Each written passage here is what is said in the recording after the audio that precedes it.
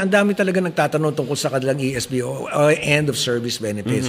Para mas matulungan kayo, again, we have offices all over the world. If you're in Saudi Arabia, we have 3 offices there in Riyadh, Jeddah, and Al Khobar. Sa Kuwait, meron tayo. Usually, ito yung mga questions dito eh.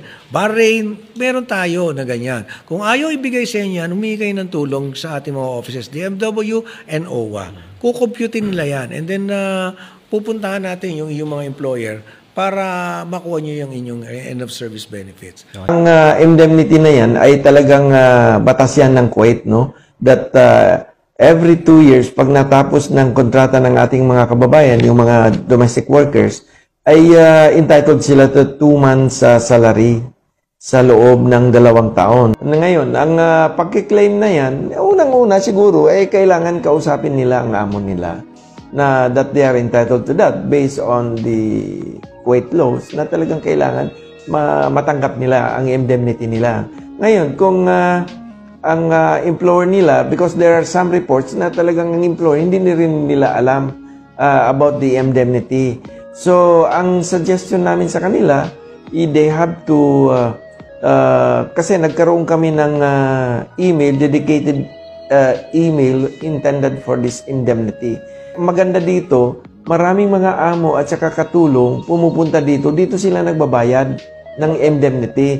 In fact, kung mayroong nangyayari ganun dito sa amin, sa Polo, ay nilalagay namin sa aming FB page, no? Na talagang nagbigay. Yung iba ng employer na gusto pa nilang magpa-picture. Yung iba naman ayaw nila.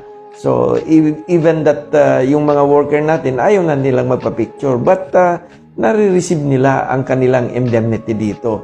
Ngayon, ang isang maganda dito, nakakapture namin, yung mga nagbabalik manggagawa, gusto magbakasyon, bumubulong sila sa ating mga processor dyan sa baba.